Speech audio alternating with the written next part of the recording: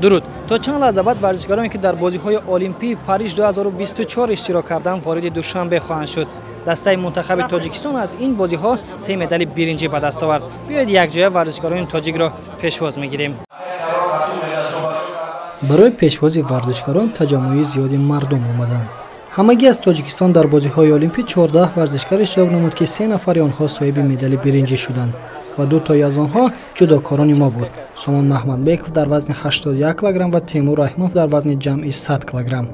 سومین مدال را به وطن مشتن دولت بولتاев در وزن 92 کیلوگرم صاحب شد. هر یک کودکی که از مرا نیو داره تیمور و سامان نیو کردیسا هر یک تجربه میتونه چمپیون شه پرچم دولت تاجیکستان با اون برداریم. تاجیکستان با پیش. ورزشکارانی که در بازی‌های تابستانی المپی پاریس 2024 غلبه تاریخی به دست آوردند با پول و مال قدردانی شدند. مکافات 200,000 سومانی از پرزیدنت تاجیکستان، خانه یک حجرگی از رئیس شهر و $10,000 از کمیته جوانان و ورزش.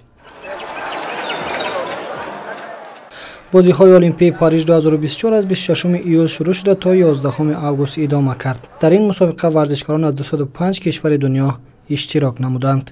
امام علی سعیدزاد، آسیا پلوس.